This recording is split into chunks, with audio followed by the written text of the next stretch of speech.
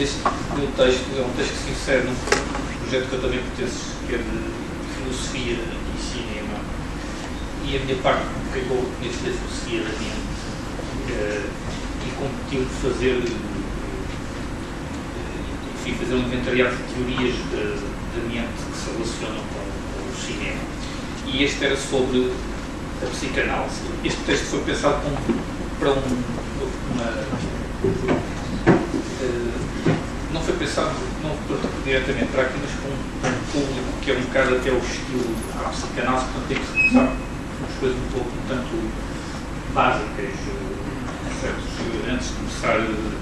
E também isto não é a minha área de investigação, portanto isto é um work in progress, não é uma coisa muito acabada, mas portanto o meu ponto de partida é a tentativa de entender as imagens porque as imagens fílmicas têm tanto poder sobre a nossa mente e emoções, causando-nos prazer estético e questionando sobre aspectos relevantes da nossa vida. E eu parto da hipótese que há uma semelhança estrutural entre as imagens físicas e a mente humana. As imagens fílmicas estão entre as imagens da chamada realidade externa, portanto as imagens que eu estou agora aqui a ter, e as imagens dos sonhos e devaneios. São imagens que nos são, os devaneios são controlados, os sonhos são imagens impostas. E se bem que as imagens fílmicas sejam irreais, são, no entanto, preceptos independentes da mente. As imagens fílmicas não são produzidas por nós, mas podem ir ao encontro dos nossos desejos, temores, fantasias, como se nos víssemos projetados nela. Os autores da área da psicanálise têm abordado largamente o tema do cinema sob diversas perspectivas. Interessei mais pela linha Freud-Lacaniana, sobretudo porque poderei chamar de novos lacanianos como Zizek e Todd McCullough. Segundo este último, os lacanianos dos anos 60 e 70 fizeram uma leitura de Lacan muito a partir de Foucault e Althusser e sustentaram que a análise fílmica deveria consistir sobretudo em libertar o espectador da sedução ideológica do cinema. Pelo contrário, o Todd McCullough preconiza que o espectador se deve deixar absorver inicialmente pelo filme fundamentado na teoria do desejo da última fase de Lacan. Resumirei aqui algumas das teses psicanalíticas sobre fantasia e desejo e darei a seguir alguns exemplos de análise de filmes a partir de Zizek. Portanto, não são análises de linhas, eu estou a pensar, mas não estava pronto, veio a partir de Zizek. Freud desenvolveu o conceito de fantasia quando se percebeu que as cenas traumáticas descritas pelas pacientes, na verdade, não tinham acontecido e existiam apenas na mente, justamente como fantasias. A fantasia está assim relacionada com a própria origem da descoberta da psicanálise. Segundo o dicionário de psicanálise de Laplanche e Pontalis, Freud usou o termo alemão fantasy para descrever não tanto a imaginação no sentido filosófico, mas o mundo imaginário, os seus conteúdos, a atividade criadora que o anima. Na versão portuguesa, o referido dicionário fornece duas traduções possíveis, fantasia e fantasma. Parece-me que fantasia está mais de acordo com a palavra original e fantasma segue mais a tradição psicanalítica francesa. Usarei aqui fantasia, que os autores definiram assim. Em fantasia é uma encenação imaginária em que o indivíduo está presente e que figura, de modo mais ou menos deformado, pelos processos defensivos, a realização de um desejo e a última análise de um desejo inconsciente. O fantasma ou fantasia apresenta-se sob diversas modalidades, fantasias conscientes ou sonhos diurnos, fantasias inconscientes, tais como a análise revela como estruturas subjacentes a um conteúdo manifesto, proto-fantasias, proto-fantasmas. Por sua vez, o psicanalista Naziot apresenta uma sugestiva definição. O que é uma fantasia? É um pequeno romance de bolso que transportamos sempre connosco e que podemos abrir em qualquer lado sem que ninguém se aperceba, no comboio, no café e mais frequentemente em situações íntimas. Uma primeira questão que diz que a fantasia pode existir sob forma consciente ou inconsciente, havendo diferenças estruturais entre elas. Portanto, a escola clariana distingue, mas os freudianos, Laplanche, assim, dizem que a fantasia tanto pode existir numa forma consciente ou inconsciente, sendo a mesma fantasia, embora haja diferenças estruturais. Freud escreveu os chamados devaneios diurnos, imagens mentais produzidas conscientemente que formam pequenas narrativas. Ele considerava que poderiam estar basicamente agrupadas em duas categorias. Uns são narcísicas da autoglorificação do eu, onde o sujeito se imagina realizando atos desejados, outros são imagens de relações com os outros, onde o sujeito se imagina realizando outras são de cariz erótico, de relações com os outros, só tem aqui Vamos mais devagar. Temos tempo. Mais devagar. Vai a primeira vez em que isso está a acontecer. Este mundo da fantasia permite uma certa liberdade e alívio das pulsões do eu e de pulsões libidinais. As fantasias, entretanto, podem existir e exercer influência no sujeito sem que o sujeito se aperceba delas. Há certas diferenças estruturais entre fantasias conscientes e inconscientes. A principal é que, enquanto nas fantasias conscientes, os chamados sonhos diurnos, o eu identifica-se normalmente como personagem de narrativa, já nas fantasias inconscientes, o eu encontra-se disperso pelas diferentes personagens. Num sonho, todas as personagens são eu. Isto pode ser usado nas análises dos filmes, quando no filme o sujeito se identifica com o personagem principal, mas também com todos os outros personagens do filme.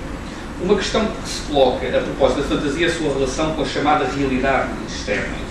Na psicologia do senso comum, fantasia opõe-se à realidade. Esta ideia também se aplica na categorização de filmes, aos chamados filmes realistas, que se respeitam as leis do nosso mundo, e os filmes de fantasia que inventam mundos alternativos com as suas próprias leis. Dentro da fantasia há diversas variações que podemos descrever num contínuo, que vai desde o extremo da fantasia total, como filmes realistas como, por exemplo, o Buñuel, o Cão Andaluz, por exemplo, onde não há qualquer lei do nosso mundo, até filmes que têm um mundo não real, mas com uma lógica interna perfeitamente coerente. Portanto, os filmes tipo filmes de ficção científica, etc., por exemplo, o Senhor dos Anéis, não é? Se a gente visse aparecer um avião no Senhor dos Anéis, vimos que estupidez, havia um avião aqui, mas por isso tudo aquilo é fantasia, mas portanto, há uma lógica interna, há um mundo possível que tem uma lógica que é a lógica de próprio. A psicanálise prolonga esta noção, mas reinterpreta de modos diversos. Portanto, se era uma noção de senso comum, e a psicanálise por vezes também usa esta noção de senso comum. Como vimos, a fantasia está ligada ao desejo e a realidade pode ser entendida como que se opõe ao desejo. A necessidade de fantasia estaria então ligada à nossa necessidade de escapar aos limites do nosso mundo e realizar o desejo em mundos imaginários. É neste sentido, por exemplo, que por vezes Freud fala da realidade, o que resiste ao nosso desejo no mundo externo. Freud designa também como realidade não apenas o mundo externo, mas também a realidade psíquica, que é um conjunto estruturado de fantasias com uma certa fixidez em cada sujeito. Estas fantasias pessoais inconscientes estruturam a nossa percepção do mundo externo. Ronald Lang, numa linha kleiniana, afirma que não é possível provar a existência da fantasia inconsciente a quem nela se encontra imerso. Posso ilustrar isto fazendo uma analogia na experiência de pensamento. Imagine-se que é feita uma operação recém-nascido, introduzindo-lhe umas lentes coloridas. Crescendo com essas lentes, ele aprenderá a nomear as cores de acordo com a sua visão, sem se aperceber que na realidade está a ter uma visão das cores diferentes das outras pessoas. Do mesmo modo, porque para nós está modelado do mesmo modo, para nós é a realidade, está modelado pela nossa realidade psíquica, pelas tais fantasias, sem que a maioria das vezes nos apercebamos disso. Realidade cotidiana e fantasia interconectam, portanto, não há essa distinção. Afirmei atrás que a fantasia está relacionada com o desejo. O conceito de desejo, contudo, não é simples em psicanálise. Na psicologia do senso comum, o desejo visa um objeto determinado e sacia-se quando obtém esse objeto. A fantasia seria assim um substituto para a frustração da obtenção desse objeto. Desse modo, o cinema forneceria satisfações imaginárias para desejos sexuais, agressivos, aventuras, etc. Algumas interpretações psicanalíticas vão neste sentido, mas Lacan, sobretudo na última fase, centrado no conceito real, desenvolveu uma concepção diferente do desejo e da fantasia que haveria de influenciar os teóricos de cinema mais recentes. Segundo Lacan, o desejo não encontra em nenhum objeto a sua satisfação. Em cada objeto ele reconhece que não é o objeto que buscava e volta a renascer como buscando-se a si mesmo enquanto desejo, num processo infindável. O objeto de desejo é sempre um objeto já perdido e que, na verdade, nunca foi possuído. O ser humano aspira a um gozo absoluto, nas lições, mas este gozo absoluto, quando visado diretamente, não é o prazer, mas antes a angústia e a dilaceração do sujeito. O ser humano não pode viver diretamente nesta dimensão e tem de domar o seu desejo, satisfazendo a um nível diferido simbólico. A satisfação real é impossível, só são possíveis satisfações imaginárias e simbólicas e, portanto, parciais.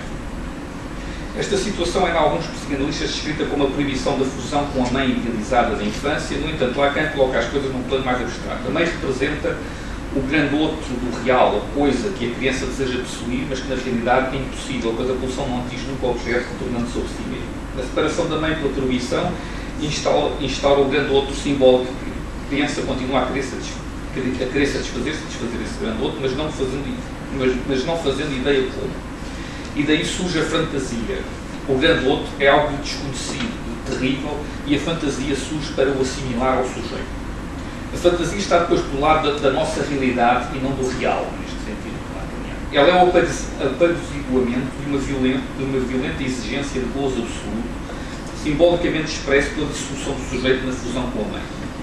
Lacan chama de real essa dimensão a partir da qual se manifestam os temores e desejos mais angustiados do sujeito e que está para lá do inconsciente, para lá de qualquer representação. Não fazemos ideia do que seja, só conhecemos as suas terríveis manifestações, das quais nos apressamos a fugir, fugindo desse gozo absoluto e terrífico para o plano dos nossos prazeres e fantasias domesticados. Lacan e Zizek ilustram isto com um exemplo de Freud. Durante um velório de uma criança, o pai adormecido sonha que o filho lhe diz: pai, não vês que estou a arder? O pai acorda e vê que de facto as rendas do caixão tinham pegado fogo. A interpretação aqui é que o pai foge do real para a realidade. No real surge provavelmente o insuportável remorso de ter deixado morrer o filho, por sua vez que enraiza do desejo de morte dos seres amados. Precisaste devagar, porque isso é importante.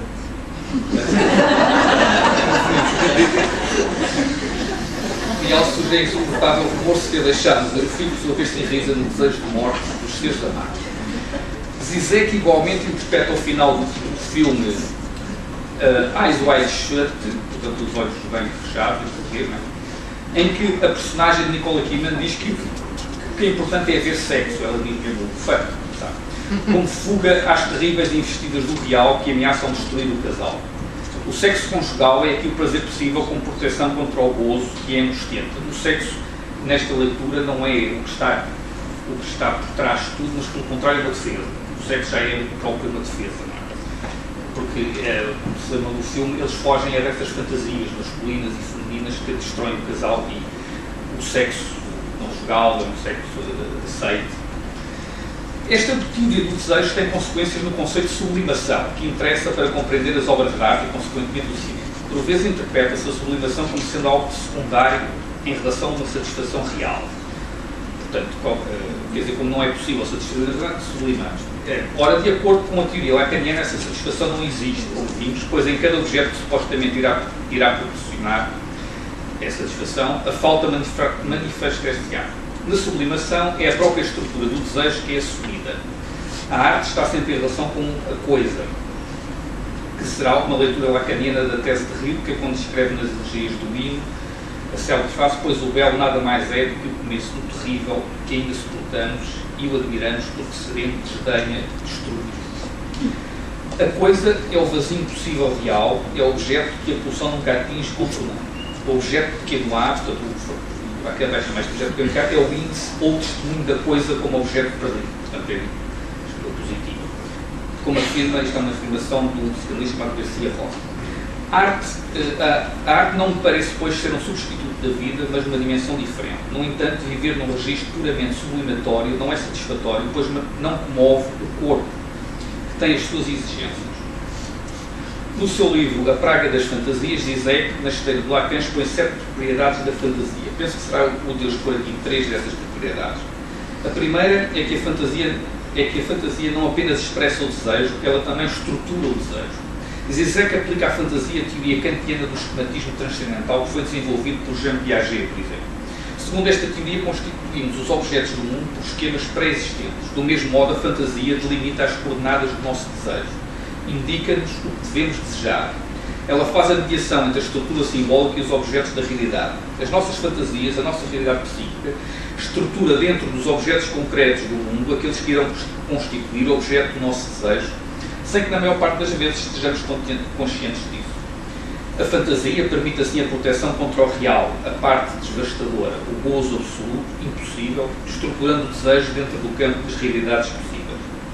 Outra propriedade da fantasia é a intersubjetividade. Zizek sustenta aqui a última posição de Lacan sobre a relação da fantasia com o outro. Como já referimos, na perspectiva dos autores lacanianos, a questão não é tanto o que eu quero, mas o que o outro quer de mim. E que eu não sei o que é, por isso imagino.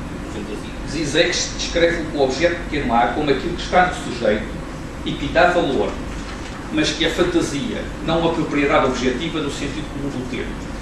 Se o meu desejo é saber o que o outro quer de mim, eu fantasia aquilo que eu tenho que se torna objeto de desejo para o outro. Isto porque o outro não é concebido como uma fachada social que os outros apresentam, mas como algo desconhecido, inquietante e terrível. O outro é um abismo que eu preencho com fantasia.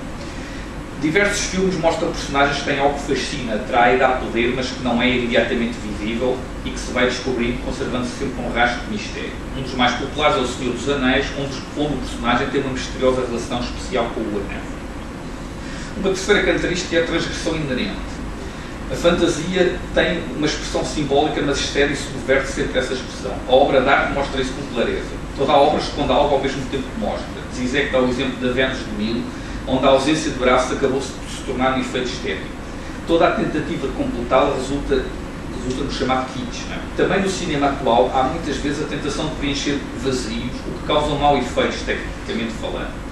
No Monte dos Vendavais, na nova versão, é preenchido o tempo que corre entre o desaparecimento de Heathcliff e o seu reaparecimento como um homem rico e poderoso. Algo que se perde nessa versão. Por exemplo, há essa tentação também no psico, há umas explicações sexuais, perde-se esse mistério, essa transgressão que os filmes antigos às vezes tinham, ao não explicitarem as coisas, deixavam a nossa fantasia. E se isso é que agora, numa parte, aplica esta ideia ao campo da teoria das ideologias, corrigindo a posição de Foucault. Segundo afirma, toda a ideologia contém em si um elemento anti-ideológico que a transgride, mas que é inerente, faz parte do modo do seu funcionamento. Por exemplo, quando dizemos que Stalin tinha um lado humano, gostava de crianças, tinha amantes, etc., esse lado humano é parte constituinte da ideologia stalinista, que não pode funcionar sem ele. Com base nestes pressupostos teóricos, Zizek realiza algumas análises físicas, darei aqui apenas alguns exemplos. Portanto, o primeiro exemplo aqui é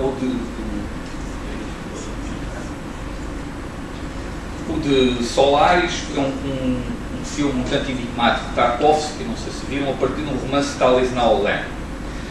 O enredo é o de um psicólogo de uma agência espacial, um psicólogo chamado Kevin, de uma agência espacial que é enviado para uma nave semi-abandonada que ronda à volta de um planeta recém-descoberto, Solaris, onde coisas estranhas, e nessa nave coisas estranhas acontecem.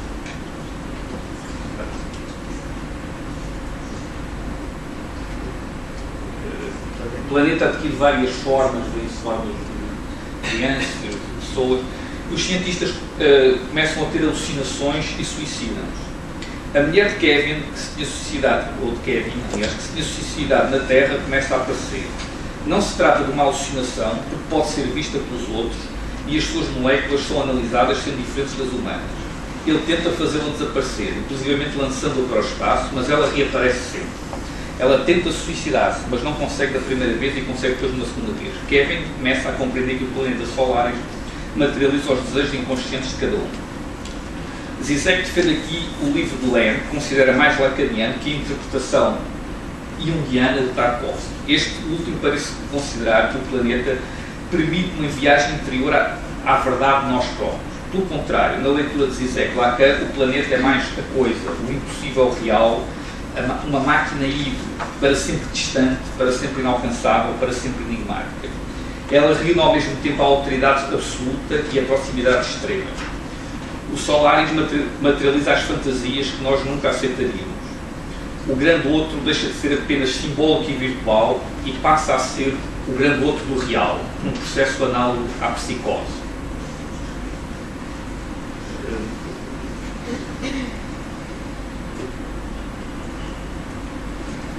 A área, a mulher de Karen, interpretando também este filme com esta teoria da fantasia, portanto, no fundo é aplicar os conceitos ao cinema. A área, a mulher de Karen, seria uma fantasia que o homem se recusa a admitir, porque paradoxalmente destrói a imagem que ele tem de si. A fantasia que a mulher é um sintoma do homem. A mulher não existe por si, é a criação do homem, mas este ao mesmo tempo não pode aceitar isto, quer que ela seja real, que tenha uma existência independente dele. Por sua vez, a mulher não suporta tomar consciência de si como um não ser, como sendo apenas uma criação fantasmática do homem. Por isso, Arendt tem um duplo suicídio na Terra, devido a condições de fim de vida, né? E depois um suicídio ético, quando toma consciência do seu não ser, da sua identidade não substancial. Segundo Zizek, esta posição de aceitar o seu estatuto de não identidade substancial, de ser a criação fantasmática do outro, é mais revolucionária que o feminismo tradicional. Outro filme de Tarkovsky, Stalker, em português A Zona,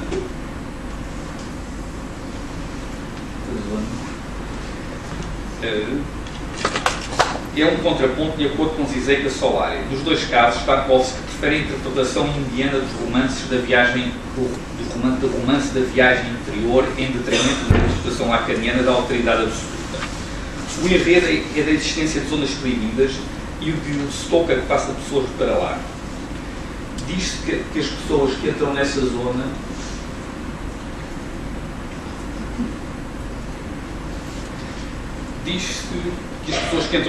desaparecem e nela os desejos são satisfeitos. O stalker tem uma filha doente que tem poderes parapsicológicos e ele é do tipo de pessoa crente e ingênua. Conduz um cientista e um escritor à zona, mas os desejos deles não são satisfeitos, enquanto que a filha dele do stalker melhor. A zona só satisfaz os desejos de quem acredita puramente neles. E além disso, esses desejos podem não ser conscientes. O que tem então a zona de especial? Nada. É só o facto de se estabelecer um limite entre a realidade e a fantasia que a torna mágica. A magia está na delimitação em si e não preexiste essa delimitação. O contraponto estabelecido entre Solaris e a zona é o seguinte: Solaris representa a coisa, a libido cega, o excesso que escapa a qualquer simbolização. Os desejos, fantasias, medos, etc., são imediatamente materializados, mesmo antes de ser consciencializados.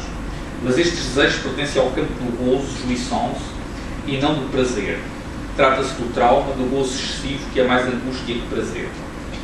A zona representa o vazio, o furo no real constitutivo do desejo da fantasia. O que cria o desejo é esse vazio criado por um limite, não qualquer característica intrínseca da zona.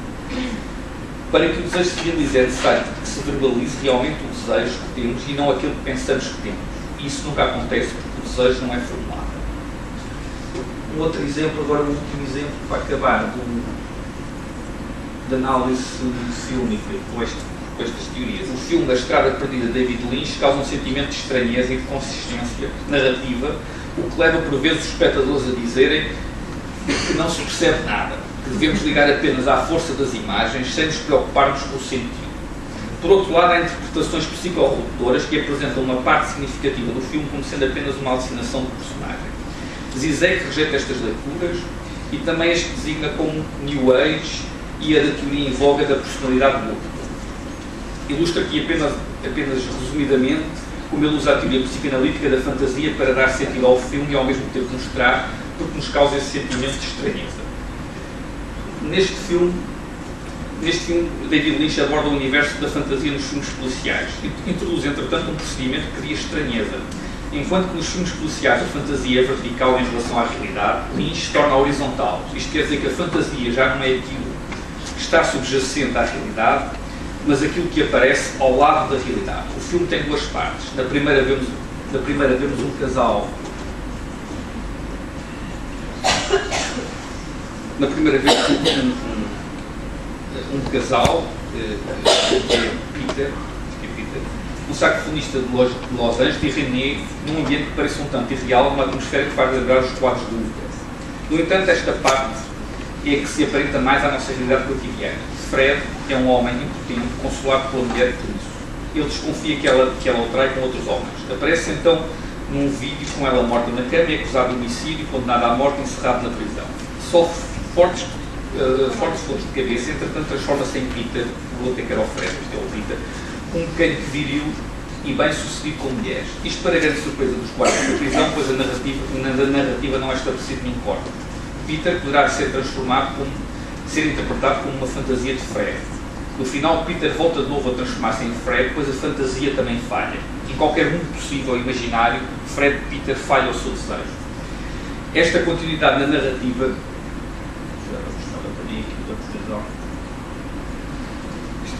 Esta continuidade na narrativa torna o filme incompreensível, mas esta incompreensibilidade é mais profunda, pois remete para a inconsistência fantasista ou fantasmática da realidade.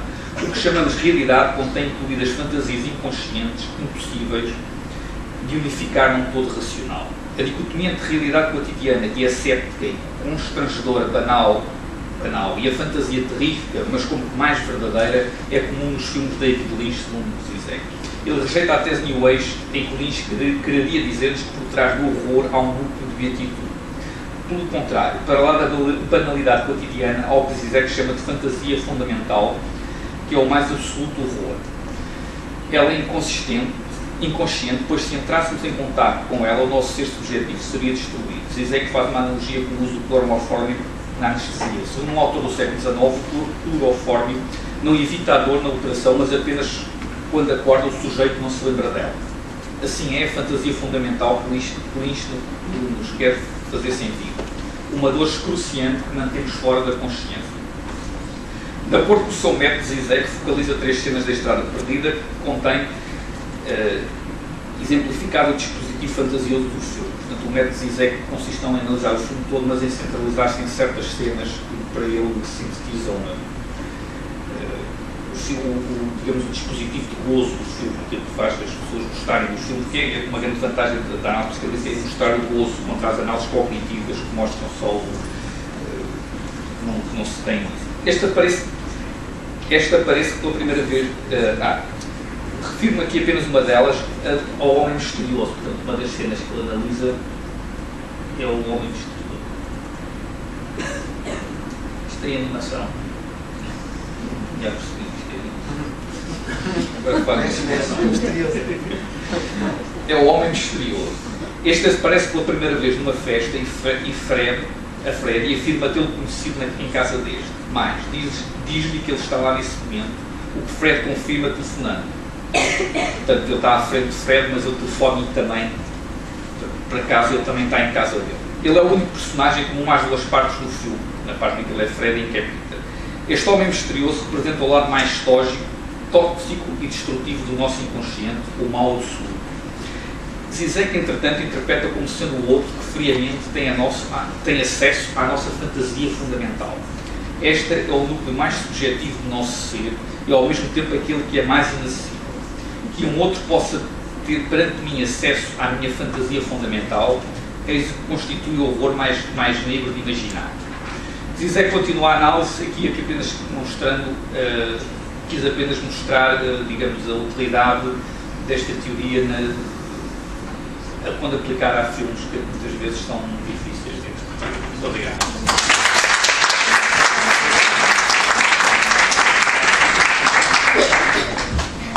Bom, vou passar agora a palavra